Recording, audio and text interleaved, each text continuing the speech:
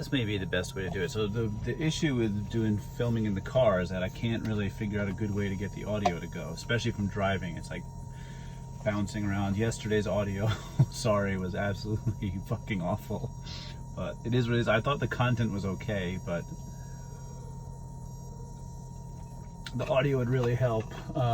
Where are we? Since yesterday we talked to the commercial bank doing the Spring Park deal, and they want a 1.3 DSCR, and they want to consider 30% expenses, which creates, oh, and they also changed the cap rate from 6.5 to 7, which lowers the overall evaluation. So that's kind of the issue these days.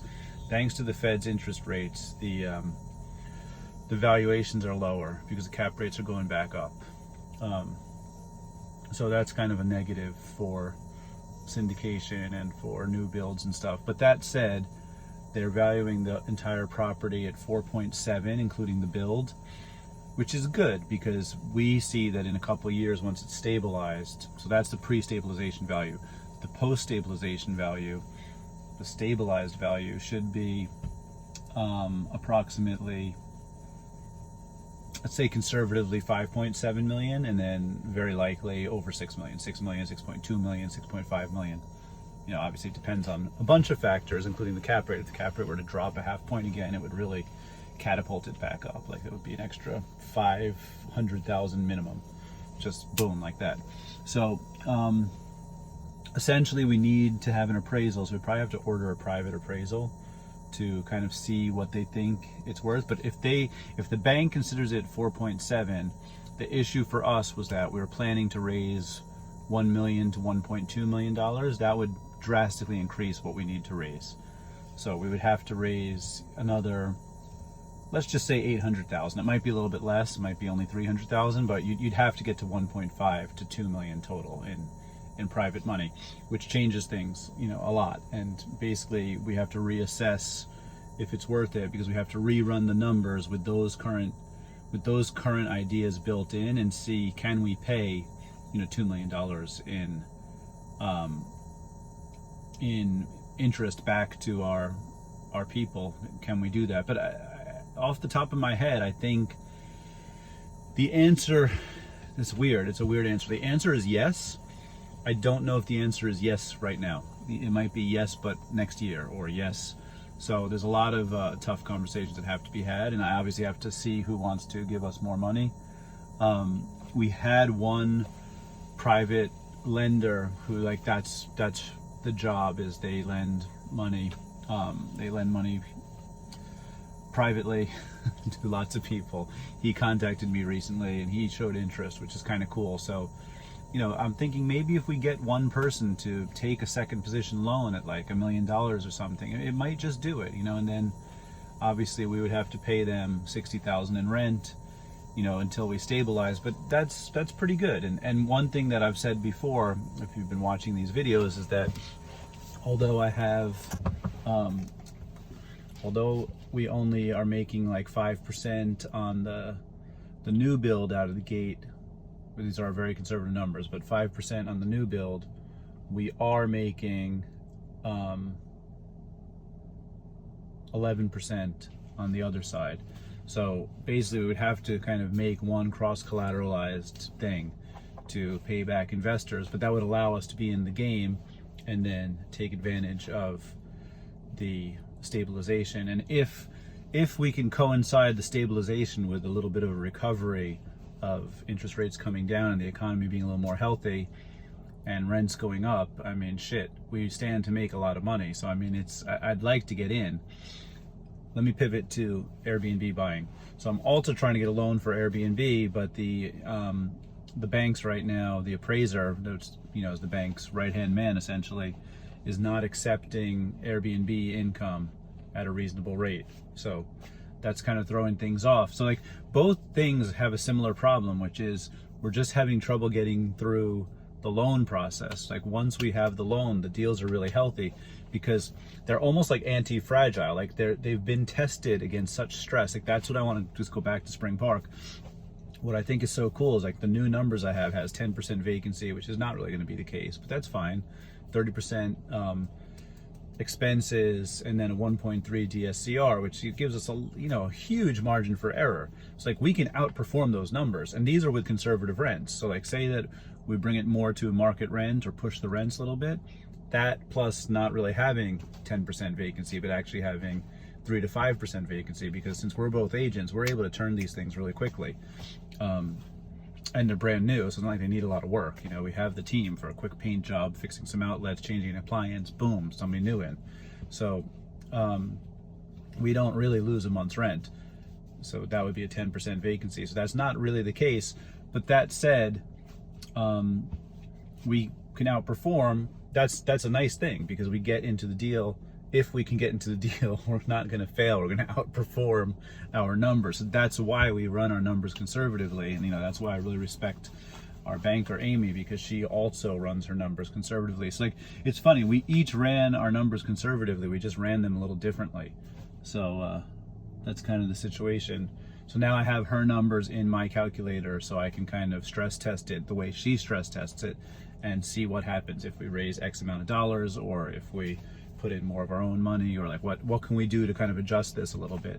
I always had a couple $100,000 set aside for this. I didn't have $1 million set aside for this. So it's it might take an extra investor or two, plus some private money from like somebody who that's his job to do it, and I think we get it done. And then from the Airbnb side, it's really the same thing. Like if we can get in, if we can just kind of sneak in, get a DSCR loan, or even get hard money and then refinance it, I think it's worth it, because I think the thing will perform. Like my Airbnbs are performing. You hear the media talking about Airbnbs collapsing, and that may be so for less than average service, but we try to give white glove service. I have my videos in my course about how to provide white glove service. I have a system for doing it. It's not super complicated, but it's a business, and luckily I've been in the bar business, and I've been in the service business, selling products as well. So I mean, it's a continuation, I think, of customer service. And I've been a teacher, so I've been sharing information for a long time, and I think I'm really good at neutralizing people. Oh, I wanted to tell you a story. So I had a tenant recently who was really upset with the train behind the Delray property, and didn't like the parking situation. It was pavers, and it's supposedly a luxury car, and she only wanted to park on asphalt. So she had a couple things. She didn't like the sound of the air conditioner. She didn't like that the valve in the shower is a little bit broken and it's leaking here and there. I feel like none of this stuff concerns her, but that said, I was super nice to her. I called her, I talked to her. I told her where I thought she was wrong, because she said you didn't disclose, which is absolutely untrue. We disclose everything in our listing. We disclose the train, we disclose the parking, there's pictures. So I mean, it's not true. So I told her, listen, I appreciate you getting on the phone with me. However, I just have to point out where you're wrong. It is disclosed. If you read the listing, please double check it. And then I sent it to her. But my point is, I put it in black and white just so there's no like he said, she said. That's more for Airbnb. But that's good practice anyway, to just put things in black and white, because then you can go back to it later and see it. But my point is that by being nice to her and patient with her, and I let her vent on me, I let her go, oh, this car is really important, and my son loves it, and we have to take care of it. And I was like, I'm trying to help you. Like, what can we do? Can I call my neighbor and you park in his driveway where there's asphalt, which is actually the solution we ended up taking.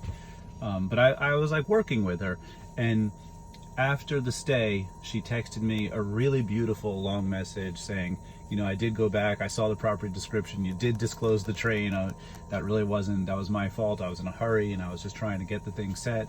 And she's saying, your air conditioner is whistling, and she was actually really helpful. She was saying, I do recommend changing that when you can, which I'm starting to think, it's about $8,000, maybe it's something I have to do, because if that bothers people's sleep, it's a big deal. Right, so I'm going to go down soon and see if I can put soundproofing on it. But if it really does continue to whistle, I'm just going to have to bite the bullet. What sucks is it's not that old of a machine. It's like about 6 years old, and it probably has 5 good years in it. But define good. If it's whistling and it's annoying the tenants, then maybe I can get something to put on it to quiet it down, or just bite the bullet and get a brand new air handler. I don't like air handlers in the house. When looking for an Airbnb, try to find locations that have the air handler outside. They are much quieter when they're outside, when they're in the garage or they're outside. When they are inside, they are a pain in the butt. And this one, it's a duplex, it does not have a garage, and it does have a really loud air handler. So, you know, all I can really do is try to insulate that room, but there's definitely a certain amount of sound, so it is what it is. But I am going to try to insulate that room and soundproof it. And also, this place has really beautiful glass doors, which are awesome, but I'm thinking maybe to just get a hard, like, oak wood door for the bedroom. That way you can really close the sound out a little bit better, because I think maybe that's where some of the sound is leaking in. So between the train and the air conditioner, people feel like, you know, it's hard to sleep here. What's funny is I'm a super light sleeper and I sleep well there, but you know, who the fuck knows? Like, we're all different. I think trains don't really bother me. More like Brooklyn with like the honking and people screaming in the middle of the night. That's more what bothers me, but you know, we're all a little different.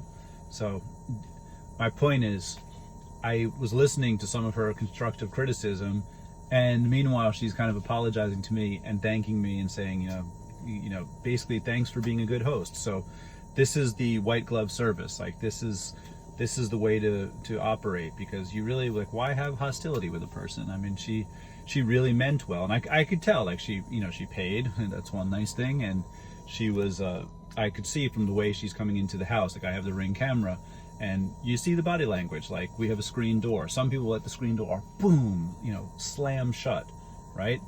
We have the things to slow it down, but they just don't hold it, and it bangs, right? And other people will be careful with it, and I noticed that her family was really careful with it. So I'm like, you know, these are not crappy people. This is like, they're obviously caring about the house. She changed some light bulbs for me. Like, she did some really nice things, which makes me think her complaints are legit, you know. So it's my job to offer the service, you know. And I think once you have that attitude and you listen to people and you try to problem solve, that's all it is. That's property management. Try to problem solve. Like, nobody expects you to be perfect. They mostly expect you to listen to their problem. That's like the number one thing. And then try to solve it. But it's try to solve it, because some things you really can't solve everything. Like, I can't just, during her stay, change the air conditioner, you know. Even if I have $8,000, I couldn't do that. So there are things that are out of control. And I told her, like, I'll fix the shower valve. I actually just received the shower valve. I was waiting for the replacement that the company sent. And it does need to be replaced. You know, there's nothing I can do during the stay. You know, I'm not taking the shower apart while they're staying there. And there's 2 showers, and it's really minor. I told her really the only real issue to that is that I'm going to incur a slightly higher water bill as the thing leaks. But I mean, I can accept that. So I told her not to worry about that. But that's it. I was really happy that kind of changed to a positive, because I think that's a really cool thing. And then other property management stuff this week, we had a lizard in a well, which actually messed up the well, turned the water off. These wells are lizard killers, gecko killers.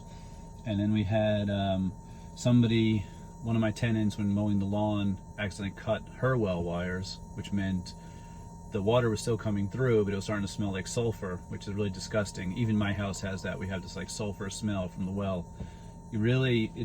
Ideally you want 100 foot deep, but they dig most of them way more shallow than that, like 25 feet or 50 feet.